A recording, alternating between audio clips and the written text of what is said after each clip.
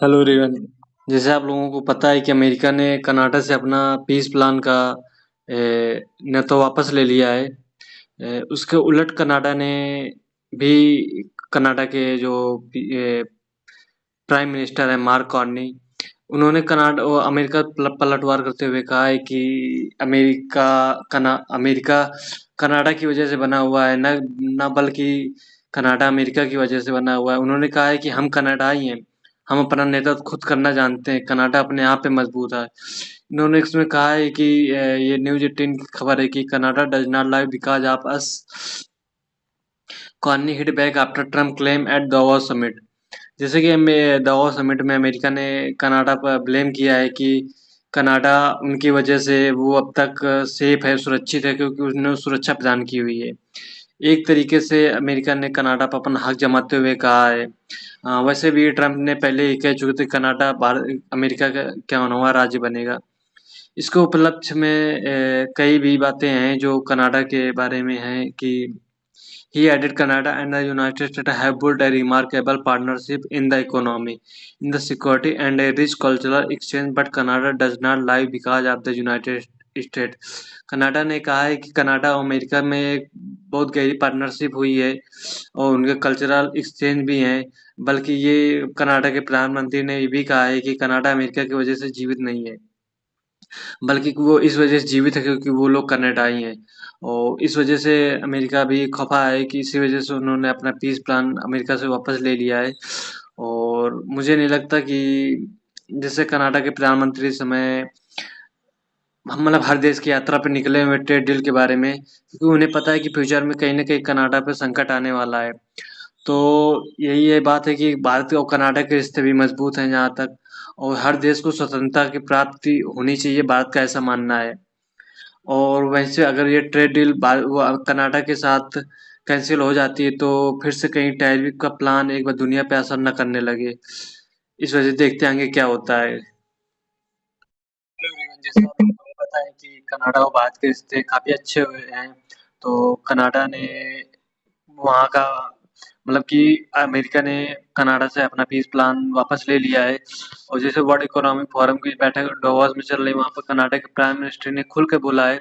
ये अल जजीरा की न्यूज है कि Trump revoke Canada invitation to join board of peace, क्योंकि कनाडा ने खुले तौर पर ट्रम्प की चुनौतियों को उजागर किया है कि उन्होंने जो ए, जितने भी टैरिफ के प्लान थे उन्होंने जितने भी देशों पे लगाए, यहाँ तक कि कनाडा पे भी उन्होंने मतलब कि अब इक्यावनवां राज्य घोषित कर दिया है कि कनाडा को इस बात का भी डर है कि कहीं पर अमेरिका उसके बाद वेनेजुएला के बाद वहां पर ना आ जाए।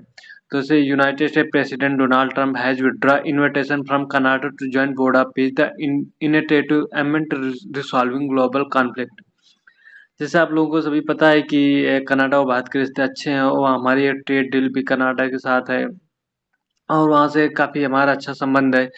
और वर्ल्ड इकोनॉमिक फोरम में कनाडा पर ट्रम्प ने अच्छा खासा वहाँ पर ब्लेम लगाया है कि कनाडा हमारे वजह से अब तक वहाँ की सुरक्षा प्रदान कर रहा है अमेरिका। और आज कनाडा को जब अमेरिका को कनाडा की ज़रूरत है तब कनाडा पीछे हट रहा है। इस वजह से कनाडा को इस बात का डर है कि कहीं न कहीं अमेरिका वहाँ पर अपनी दांव जमाने की कोशिश कर रहा है। अ, जैसे कि आप सभी को पता है कि डावोस में मतलब कि स्विट्ज़रलैंड के डावोस में जो वर्ल्ड इकोनॉमिक फोरम की बैठक चल रही है, उसमें सभी की नज़रें हैं और सभी देशों ने मतलब कि जो वो अमेरिका का जो वर्ल्ड वर्ल्ड पीस प्लान था, उसमें कम से कम 60 देशों के इन्विटेशन दिए गए थे, जिसमें कर्नाटक से नाम वापस ले लिया गया है। और इससे बेहतर है कि कनाडा के साथ भविष्य में कुछ न कुछ ज़रूर होगा जो जो पूरी दुनिया में उसका प्रभाव पड़ सकता है, क्योंकि कनाडा की इकोनॉमी काफ़ी बेहतर है, वो काफ़ी डेवलप कंट्री है। अब आगे देखते हैं कि क्या होता है। और जैसे कि वहाँ पर है Argentina, Bahrain, Morocco, Pakistan, Turkey and other US के अलायंस जो हैं, अ, उन लोगों ने भी साइन कर दिए हैं। यहाँ तक कि हमारा पड़ोसी पाकिस्तान भी वर्ल्ड इकोनॉमिक फोरम में गया था, वहाँ पर पीस प्लान में उनको भी न्योता मिला था, तो उन्होंने साइन कर दिए हैं। भारत इस बारे में अभी सोच रहा है, क्योंकि भारत ने अभी इस बारे में डिस्कस कर रहा है कि क्या हो सकता है आगे। अभी उन्होंने साइन नहीं किए हैं।